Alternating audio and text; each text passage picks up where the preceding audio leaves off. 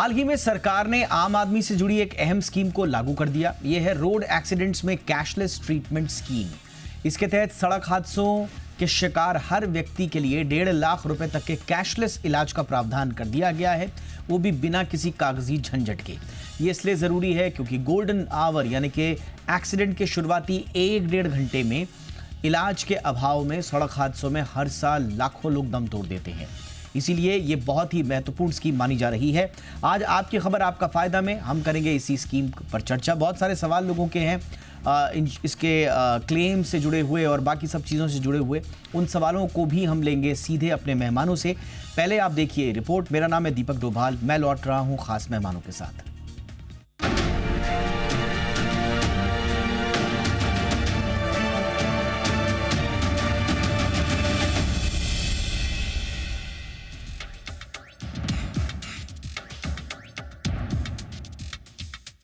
सड़क हादसे जो हर साल हजारों जानें ले लेते हैं, अब शायद उतने जानलेवा न रहें। ये उम्मीद जगी है भारत सरकार की नई स्कीम से जो 5 मई 2025 से लागू हो गई है। बहुप्रतीक्षित कैशलेस ट्रीटमेंट स्कीम 2025 को अब लागू कर दिया गया है। स्कीम का मकसद सड़क दुर्घटनाओं में घायल लोगों को बिना किसी पैसों की झंझट के, बिना अस्पताल की एडवांस मांग के और बिना इंश्योरेंस डॉक्यूमेंट के तुरंत इलाज मुहैया करवाना है। आइए जानते हैं इस स्कीम के बारे में सिलसिलेवार तरीके से, ताकि इस योजना की पूरी तस्वीर समझी जा सके। इस स्कीम के तहत किसी भी व्यक्ति को जो सड़क पर किसी भी हादसे का शिकार हुआ हो, चाहे वो गाड़ी चला रहा हो, उसमें बैठा हो या पैदल चल रहा हो, उसको बिना किसी पेमेंट के इलाज मिलेगा। हादसा होते ही उस व्यक्ति को अस्पताल ले जाया जाएगा और इलाज तत्काल शुरू हो जाएगा, बिना किसी कागज या पैसे के बगैर। भारत में हर साल सड़क दुर्घटनाओं की वजह से हजारों लोगों की जानें जाती हैं। 2023 में अकेले 1,70,000 से ज्यादा लोग सड़क हादसे में मारे गए। ऐसे में गोल्डन आवर यानी दुर्घटना की पहले 1 घंटे में इलाज मिलना बेहद जरूरी हो जाता है। दुर्भाग्य से इस गोल्डन आवर में कई बार अस्पतालों की ओर से इलाज शुरू नहीं किया जाता, क्योंकि अस्पताल एडवांस की मांग करते हैं या इंश्योरेंस डॉक्यूमेंट्स की शर्तें लगा दी जाती हैं। इन वजहों से घायलों को देर से इलाज मिलता है और उनकी जान खतरे में पड़ जाती है। इसी समस्या का समाधान है कैशलेस ट्रीटमेंट स्कीम। आइए अब ये भी जान लेते हैं कि ये योजना किन मायनों में खास है। इस स्कीम की सबसे बड़ी खासियत यह है कि इसमें किसी भी प्रकार के कागजात या भुगतान की जरूरत नहीं होगी, ना कोई एडवांस, ना इंश्योरेंस, ना कोई दूसरा कागज। इस स्कीम के तहत सिर्फ शुरुआती इमरजेंसी इलाज ही नहीं, बल्कि इलाज की गंभीरता के आधार पर पूरा इलाज जैसे ऑपरेशन, दवाइयां, जांच और अन्य जरूरी मेडिकल सपोर्ट भी कवर किया जाएगा। यानी अगर कोई गंभीर रूप से घायल है तो उसे अस्पताल में भर्ती कर इलाज का खर्च सरकार उठाएगी। इस जानकारी के साथ आपको वो बातें भी जाननी जरूरी हैं जहां सीमाएं तय की गई हैं।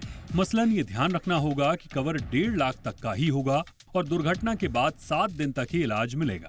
इसके बाद अगर किसी को आगे का इलाज चाहिए तो उसे पर्सनल इंश्योरेंस या अन्य हेल्थ केयर ऑप्शंस का सहारा लेना होगा। अगर दुर्घटना के बाद किसी को डेजिग्नेटेड हॉस्पिटल में भेजा जाता है तो अस्पताल को तुरंत इलाज देना होगा, लेकिन अस्पताल योजना के तहत नहीं है तो केवल स्टेबलाइजेशन ट्रीटमेंट किया जाएगा और फिर पीड़ित को एक डेजिग्नेटेड हॉस्पिटल में भेजा जाएगा। अस्पताल इलाज के बाद बिल सरकारी पोर्टल पर डालेंगे। इसके बाद राज्य की हेल्थ एजेंसी उस बिल का सत्यापन करेगी और सही पाए जाने पर अस्पताल को पैसा दिया जाएगा। 13 मई 2025 को सुप्रीम कोर्ट ने केंद्र सरकार को निर्देश दिए थे कि इस योजना को कागजों पर नहीं बल्कि पूरी तरह से जमीन पर लागू किया जाए। हालांकि इस योजना में अभी सुधार की सलाह दी जा रही है। कहा जा रहा है कि 30,000 डेजिग्नेटेड अस्पतालों में से हर किसी में ट्रॉमा केयर की सुविधा नहीं होना एक बड़ी चिंता है। साथ ही स्कीम के लिए 2025-26 में एलोकेट किए गए 272 करोड़ रुपयों को भी जानकार अपर्याप्त बता रहे हैं। ब्यूरो रिपोर्ट, जी मीडिया।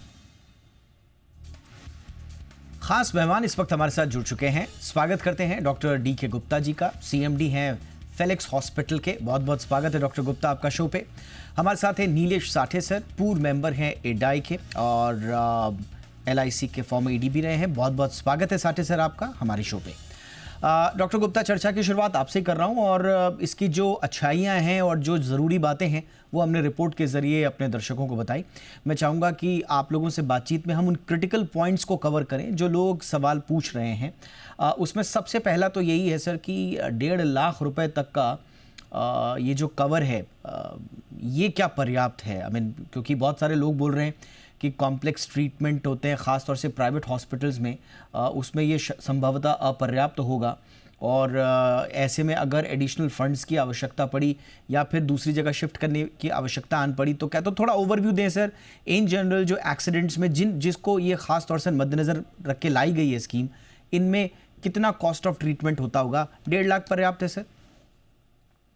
देखिए दीपक जी, पहले तो मैं एक बात बताना चाहूंगा कि जो भी पहला जो इनिशिएटिव है सरकार का, ये बड़ा वेलकम है, हमें सबको स्वागत करना चाहिए और अच्छा कदम है, क्योंकि हम सबको पता है कि हर तीसरे मिनट एक व्यक्ति की इंडिया में मृत्यु हो जाती है because of road traffic accident की, और हर घंटे में लगभग 20 लोगों की मृत्यु होती है, पर डे लगभग 500 लोगों की मृत्यु होती है और हर साल लगभग 2 लाख के लोगों की मृत्यु हो जाती है सिर्फ रोड ट्रैफिक एक्सीडेंट में, बिकॉज उनको टाइमली इलाज नहीं मिलता। उनको गोल्डन आवर में, जो कहते हैं 1 घंटे के अंदर, आधा घंटे के अंदर उनको इनिशियल ट्रीटमेंट मिल जाए, जैसे हेड इंजरी है या फ्रैक्चर है तो वहां से ब्लीडिंग हो रही है, उसकी वजह से कार्डियोवैस्कुलर कोलैप्स होता है पेशेंट का और डेथ होती है, वो बचाई जा सके, तो कहीं ना कहीं उसके लिए बहुत बड़ा कदम है। हाँ डेफिनेटली, बिकॉज इसमें मल्टीपल फ्रैक्चर्स हो सकते हैं या हेड इंजरी हो सकती है, तो इनकी जो सर्जरीज होती है बेसिकली, या जो इनका ट्रीटमेंट होता है वो सीरियस होता है, क्रिटिकल होता है थोड़ा सा, तो उस केस में हो सकता है कि जो लिमिट करेगी 1.5 लाख रुपए वो कम हो जाए, बट डेफिनेटली इनिशियल ट्रीटमेंट के लिए, स्टेबलाइजेशन के लिए और बेसिक लाइफ सपोर्ट के लिए, या बेसिक जो ट्रीटमेंट है, 1-2 फ्रैक्चर्स है या छोटा मोटा चोट लगी इंजरी है, उसके लिए बिल्कुल पर्याप्त है। हाँ, version 1 is better than version none, जैसा हम बोलते हैं। डेफिनेटली सरकार को चाहिए इस नंबर को कम से कम 5 लाख करना चाहिए, सो दैट अगर किसी को हेड इंजरी हुई है, हेड इंजरी में अगर उसका ऑपरेशन करना पड़ता है या उसको वेंटिलेटर पर रखना पड़ता है या आईसीयू में 5-10 दिन रहना पड़ता है पेशेंट को, या उसको मेडिकल ट्रीटमेंट देना पड़ता है मल्टीपल फ्रैक्चर्स के लिए, मल्टीपल सर्जरीज होती है उसकी, तो कहीं ना कहीं ये कम पड़ेगा। बट हाँ, जैसा कि हम सब जानते हैं कि ज्यादातर व्यक्ति, अब इंडिया में बात करें इंश्योरेंस पेनिट्रेशन की, तो काफी बढ़ गया है, बहुत सारे लोग आयुष्मान में कवर है, प्राइवेट हेल्थ इंश्योरेंस में कवर है, तो कहीं ना कहीं जो दूसरी स्कीम्स है वो इसको टेक ओवर कर सकती है, बट जो लोग जिनके पास कोई भी और स्कीम नहीं है उनके लिए इस लिमिट को बढ़ाना चाहिए, उनके लिए एटलीस्ट 5 लाख करने की आवश्यकता है। ये बहुत इंपॉर्टेंट आपका सजेशन आया है और हमने एक क्रिटिकल पॉइंट को एड्रेस भी किया।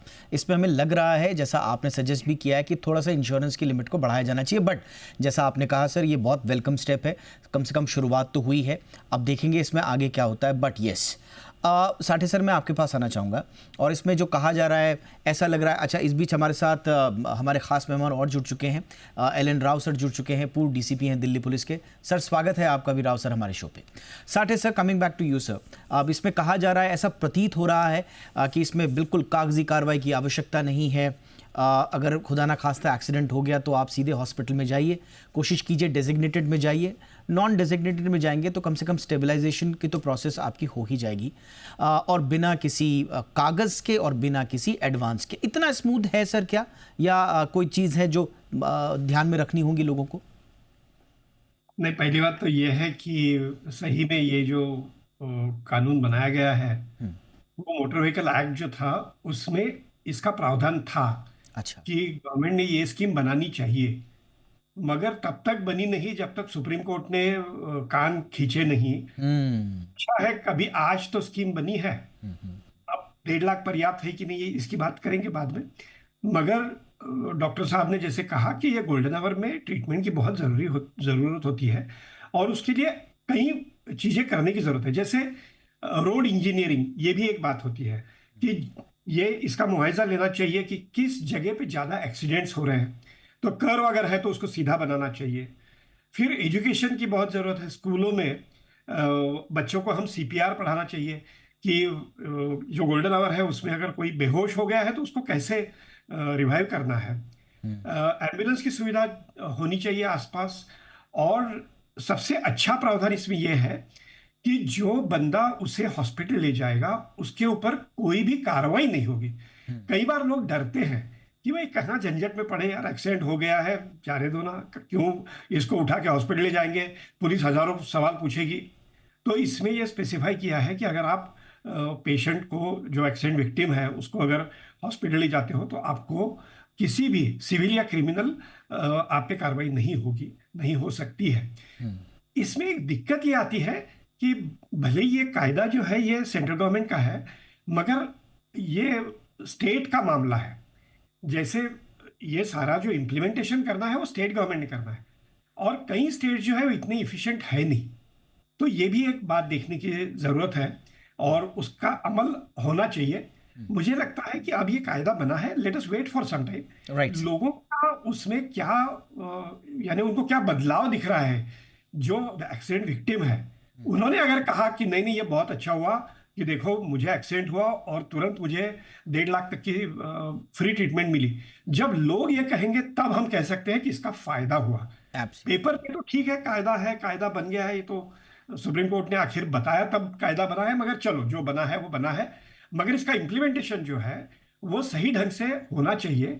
और वो तभी हो सकता है जब सारे स्टेट गवर्नमेंट जो है वो इसमें उतनी ही रुचि ले जितनी जरूरत है, क्योंकि बहुत रुचि, आवश्यक है state हाँ। government में। और रुचि के साथ आपने एक और इम्पॉर्टेंट बात बोली कि जब हमारे पास real time real life feedbacks आएंगे तब हमें एग्जैक्टली पता चलेगा कि हम कह रहे हैं कि बिल्कुल स्मूथली आपका सब काम हो जाएगा बिना कागज़ के बिना एडवांस के, तो वाकई में तब ये पता चलेगा कि एग्जैक्टली इसके प्रॉब्लम्स कहाँ कहाँ हैं या चैलेंजेस कहाँ कहाँ हैं। राव सर, अब आपके पास आना चाहूँगा। अब चैलेंजेस की बात चली गई है, साठे सर ने उसका जिक्र भी किया, और बहुत सारे एक्सीडेंट्स इसलिए रेस्क्यू नहीं हो पाते हैं या समय पर उनको हॉस्पिटल नहीं पहुंचाया जाता है क्योंकि लोग डरते हैं कि कहीं पुलिस केस हो गया, हमारा नाम आ गया, बेफिजूल में हमें पेशी पे जाना पड़ेगा, थाने में वेरिफिकेशंस के लिए जाना पड़ेगा। अब ऐसा लग रहा था कि शायद नहीं होगा, इस बीच में कुछ कानून भी ऐसे आए हैं, थोड़ा सा हमें इनलाइटन कीजिए। लेकिन इसमें एक प्रावधान है कि 24 घंटे के अंदर आपको नोटिफाई करना पड़ेगा पुलिस स्टेशन में या नियरेस्ट पुलिस को, और पुलिस को इसमें संभवतः वेरिफिकेशन रोल में भी रखा गया है कि आप accident details, date, location, motor vehicle involve, confirming the eligibility, efficient coordination with hospital, इसमें रोल रखा गया है। तो ये तो फिर वही बात हो गई सर, ये तो घूम फिर के फिर वही एक डर पैदा कर देगा लोगों के मन में कि वर्दी दिखेगी तो एक स्वाभाविक रूप से अनफॉर्चुनेटली वर्दी देखकर सुरक्षा की भावना से ज्यादा डर की भावना आती है देश में। मैं इस लिहाज से कह रहा हूं सर। जी दीपक जी नमस्कार आप सभी को। और नमस्कार। मैं साठे साहब की बात से बहुत ज़्यादा सहमत हूँ। और जिस प्रकार से स्कीम दिख रही है वो स्कीम देखिए पेपर्स में बहुत अच्छी लगती है, लेकिन जब इम्प्लीमेंटेशन ऑन ग्राउंड होगा तो उसमें असलियत तभी पता चलेगी। और ये आपने बड़ा एक इम्पोर्टेंट बात कही है कि जब पुलिस का इन्वॉल्वमेंट इसमें वेरिफिकेशन के लिए रह गया तो आप मान लीजिए, क्योंकि मैं बीइंग पुलिस ऑफिसर मैं बता सकता हूं कि हमने कितने बार हमने ये सारा वो किया है कि आप कोई भी इंजर्ड है उसको हॉस्पिटल ले जाइए, कोई कुछ पूछताछ नहीं होगी, कोई हैरेसमेंट नहीं होगी, लेकिन प्रैक्टिकल देखा जाता है वो फिर भी होती है। लोग डरते हैं, लोग थाने में ले जाते हुए इंजर्ड को डरते हैं, उसका कोई विटनेस बनना नहीं चाहता क्योंकि कोर्ट्स का हमारा हाल बुरा है। कोर्ट में जाके विटनेस कई बार चक्कर लगाते हैं, वो विटनेस ये समझता है कि मैं ही अपराधी हो गया हूँ। ऐसा कई बार मैंने देखा है। मैं 10 साल से प्रैक्टिस में हूँ, कानूनी प्रैक्टिस में, खासतौर से क्रिमिनल केसेस में। वहाँ मैं देखता हूँ विटनेसेस का क्या हाल है, गवाहों का क्या हाल है। वो कहते तोबा हमने बहुत बड़ी गलती करी कि हमने पुलिस के विटनेस बन गए। यही एक वजह है कि एक्सीडेंट केस में कोई आदमी पहले बात तो उसको हॉस्पिटल नहीं ले जाना चाहता, ले जाएगा तो वो समझेगा कि पुलिस तुझे 10 क्वेश्चन पूछेगी, फिर उसको अगर गवाह बना दिया तो फिर उसको कोर्ट के धक्के खाने पड़ेंगे। तो मैं ये समझता हूँ कि पुलिस वाला रोल जो इसमें है उसको अगर हटा दिया जाता ज़्यादा बेटर होता, लेकिन वेरिफिकेशन भी बहुत ज़रूरी है। लेकिन वेरिफिकेशन के इतने ज़्यादा पैरामीटर्स नहीं होने चाहिए। ये अगर है इंजर्ड गया, हॉस्पिटल गया, उसके बाद उसका ट्रीटमेंट अगर हो रहा है तो जो 1.5 लाख की अभी सीमा बता रहे हैं, जो कि मुझे भी कम लगती है, ये कम से कम 5 लाख होनी चाहिए, क्योंकि कई बार क्रिटिकल एक्सीडेंट में तो मैक्सिमम केसेस में हेड इंजरी ज़्यादा होती है जहाँ पे ऑपरेशन की जरूरत पड़ती है, तो वो कम है। लेकिन वो फिर भी कुछ नहीं तो कुछ तो है, 1.5 लाख भी अगर है तो। लेकिन ये अगर कितना स्मूथली मिलता है इंजर्ड को, विक्टिम को, वो इस पर डिपेंड करता है। तो सरकार को इन सब चीज़ों को देखना होगा, और पुलिस को खास तौर से हम बहुत कोशिश की हमने कि पुलिस अपनी करे कि अब फ्रेंडली, पब्लिक फ्रेंडली पुलिस हो और विक्टिम फ्रेंडली पुलिस हो, लेकिन हो नहीं पा रहा है। क्या वजह है? अपने अपने नेचर की बात है। कोई पुलिस अफसर समझते हैं, कोई नहीं समझते हैं, तो ये प्रॉब्लम रहती है और ये प्रॉब्लम अभी भी है। और इसमें सीनियर ऑफिसर्स लेवल पे मैं समझता हूँ जो हमारे पुलिस के सीनियर ऑफिसर्स हैं या और कोई दूसरे सरकारी सीनियर ऑफिसर्स हैं, वो इसमें दखलंदाजी जरूर करें। ऐसी कोई बात नोटिस में आती है तो उसको डिस्करेज करने की कोशिश करें। कोई भी किसी प्रकार के विक्टिम के विटनेसेस को या विक्टिम के रिलेटिव्स को किसी प्रकार की हेरेसमेंट ना हो, ताकि ये वाली स्कीम है ये इम्प्लीमेंट हो तो बहुत लोगों का फ़ायदा होगा, मैं समझता हूँ। लेकिन हमारे मेंटल एप्टीट्यूड को उसको चेंज करने की बहुत सख्त ज़रूरत है। Absolutely. ये इम्पोर्टेंट है, खासतौर से पुलिस के मेंटल एप्टीट्यूड को। और इस प्रकार यस सर, मैं आऊँगा सर इस पे। अभी आप पे थोड़ा सा और बातचीत करनी है इसको लेकर। हालांकि इस स्कीम में बहुत सारी चीज़ें अभी और डिटेल्स भी हैं जिसमें हमें थोड़ा सा और डीपली जाके थोड़ा सा चर्चा करनी होगी। एक छोटे से ब्रेक के लिए मैं रुकता हूँ। ब्रेक के उस पार हम स्कीम से जुड़े हुए और वो बातें लेकर आएंगे जो लोग सवाल पूछ रहे हैं, एक कन्फ्यूजन के तौर पर बहुत सारे सवाल लोगों के मन में। एक छोटे से ब्रेक के बाद आते हैं।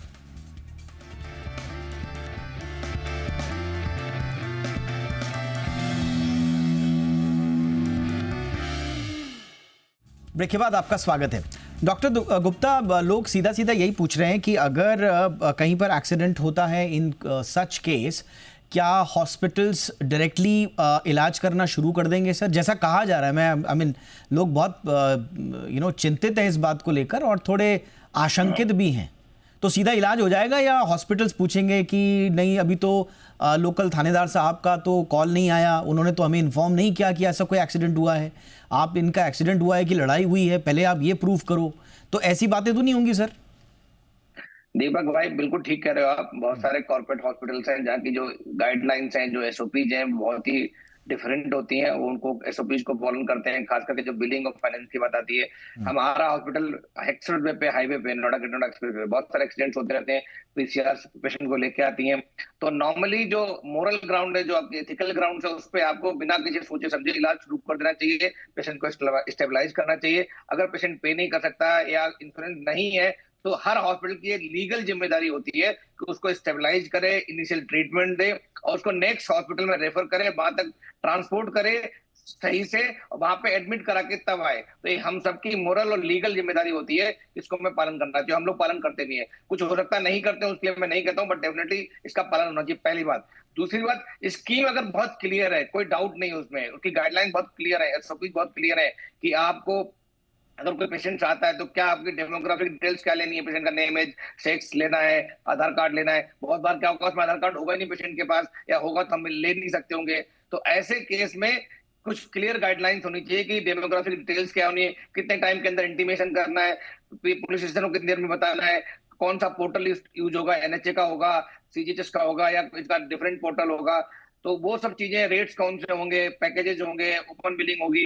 तो जब तक ये सब चीजें क्लियर डिफाइंड नहीं होंगी तब तक हॉस्पिटल भी दुविधा में रहेंगे। बट डेफिनेटली मैं ये सही कह रहा हूँ आपको कि हॉस्पिटल किसी भी पेशेंट को लीगली या टेक्निकली या मॉरली डिनाई नहीं कर सकते, चाहे ये 1.5 लाख का इंश्योरेंस हो या ना हो, इससे कोई फर्क नहीं पड़ता। हम सबकी ये मोरल रिस्पॉन्सिबिलिटी है कि कोई मरीज आता है तो उसका initial treatment, initial stabilisation, initial assessment, और उसके बाद अगर वो अफोर्ड नहीं कर सकता है तो आपने बिल्कुल सही कहा सर। और सुप्रीम कोर्ट ने जब फटकार लगाई थी, जैसा साठे सर ने भी कहा, सुप्रीम कोर्ट ने जब फटकार लगाई थी कि आप हवाई बातें मत कीजिए, स्कीम आई है तो उसको इम्प्लीमेंट भी कीजिए, उस समय भी कहा था कि ये लीगल बाउंडेशन है कि आप गोल्डन आवर में ट्रीटमेंट दीजिए, ये कानूनन अधिकार है लोगों का। इसके लिए आपको बहुत दिनों बाद स्कीम लानी पड़ी। बहरहाल आज वो दिन नहीं है कि हम उस पर जाएं, हालांकि बहुत इंपॉर्टेंट इशू है, बट हम सोच रहे हैं कि कैसे लोगों को फर्दर गाइडेंस मिले। बट इंपॉर्टेंट आपने बात उठाई।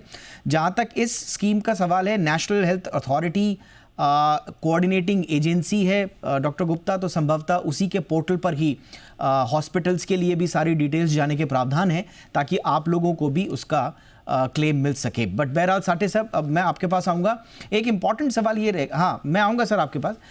साठे सर, एक इंपॉर्टेंट बात रह गई, ये लोग उठा रहे हैं कि भाई 30,000 आपके इम्पैनल्ड हॉस्पिटल हैं, अब उन 30,000 में कितने ट्रॉमा सेंटर्स से लैस हैं या नहीं है। फिर दूसरी बात ये आ रही है कि ठीक है, स्टेबलाइजेशन आपको मिल गया नॉन पैनल्ड में, आप चले गए फिर पैनल्ड हॉस्पिटल में। पैनल्ड हॉस्पिटल में आपके पास ट्रॉमा नहीं है, आपके पास फैसिलिटी नहीं है, फिर वहाँ से आपको फिर दूसरे पैनल्ड हॉस्पिटल में भेजना पड़ेगा जहाँ पर इस तरह की फैसिलिटीज़ हैं।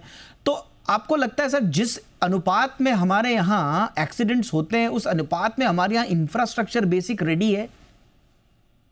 बिल्कुल रेडी नहीं है, और हॉस्पिटल्स की बहुत ज़्यादा ज़रूरत है।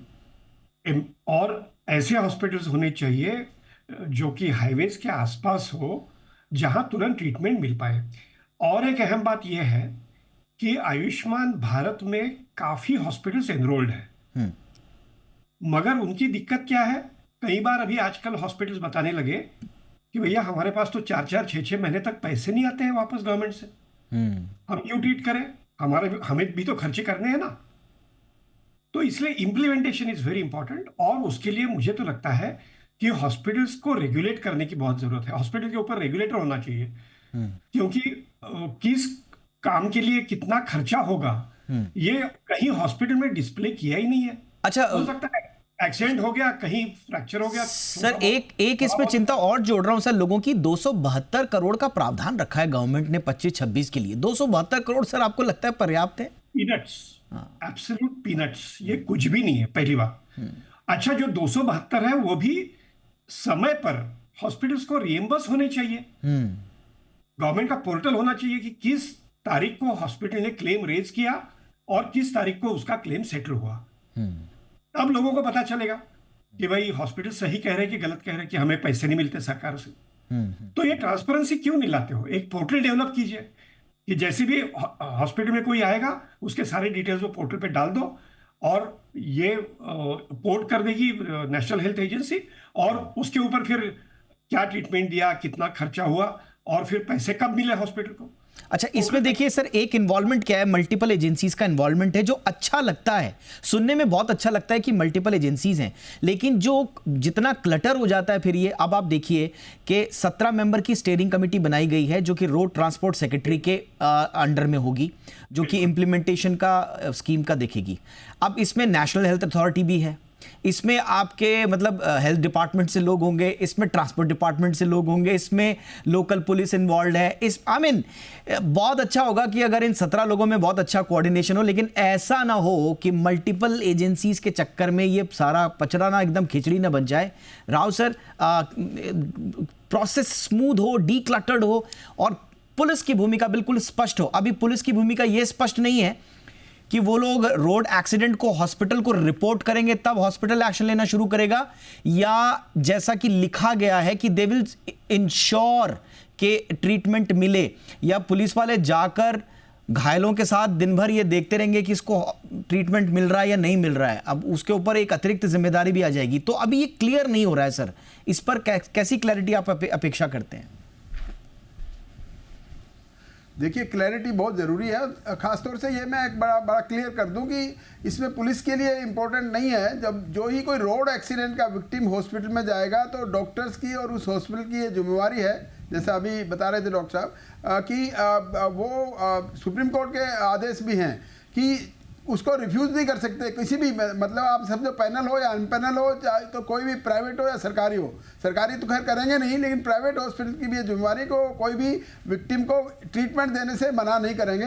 हाँ, उनके बस का अगर नहीं है तो तुरंत वो ऐसे हॉस्पिटल में रेफर करेंगे जहाँ पर उनका ट्रीटमेंट हो सकता है। दूसरी बात यह है कि ये बात भी आपने बड़ा सही एक पॉइंट आउट किया है कि ये कैसे मालूम होगा कि वो जो आदमी इंजर्ड है वो वास्तव में, मान लो कोई आई विटनेस नहीं आया उसके साथ में या नहीं आया और उसको इंजर्ड को रोड से उठा के लाए, तो ये नहीं मालूम है कि वो रोड एक्सीडेंट से इंजर्ड हुआ है या कहीं मारपीट से हुआ है। इस बात की वेरिफिकेशन करना जरूरी है, लेकिन ये वेरिफिकेशन बाद में होती रहेगी। सबसे पहले तो हॉस्पिटल को चाहे कैसा भी हो इंजर्ड का उसका ट्रीटमेंट करना जरूरी है। वो क्योंकि गोल्डन आवर में अगर कोई ऐसा हेड इंजरी है या और कोई बात है तो उसका ट्रीटमेंट अगर हो जाता है तो उसके बचने के ज्यादा चांसेस होते हैं। Rao sir, thanks for this clarification. मुझे लगता है ये बहुत इंपॉर्टेंट बात ये सारे हॉस्पिटल्स के लिए भी, कि स्कीम आई है तो उसका मतलब ये नहीं है कि अब स्कीम आई है तो लोगों की, हॉस्पिटल्स की रिस्पॉन्सिबिलिटी नहीं थी, वो ऑलरेडी है। सुप्रीम कोर्ट की ऑलरेडी रूलिंग्स हैं जो उनको बाध्य करती है। इसमें सिर्फ एडिशन हुआ है। मेरे पास वक्त इतना ही था, लेकिन डॉक्टर गुप्ता कुछ ऐड करना चाह रहे थे सर इन 10 सेकेंड्स। मैं ये कह रहा था, जो कोई विक्टिम को यार लेके आएगा उसको इंसेंटिवाइज करना, उसको रिवॉर्ड देना, रिकॉग्निशन करना सोशल मीडिया पे, इलेक्ट्रॉनिक मीडिया पे, फिर वो एक बेहतर स्टेप होगा। दूसरा, जो रिकवरी पीरियड है एनएचए का और बहुत सारी गवर्नमेंट स्कीम्स हैं वो बहुत हाई है, डिडक्शंस बहुत हाई हैं, डिस्काउंट बहुत हाई है, उनको कहीं ना कहीं कम करना चाहिए, बिकॉज ऑलरेडी सीजीएचएस रेट्स या उससे कम रेट पे सारी स्कीम काम कर रही हैं। अगर ये हॉस्पिटल को टाइम पे करेंगे और एडिक्वेटली पे करेंगे तो आई थिंक स्कीम और बेहतर हो जाएगी।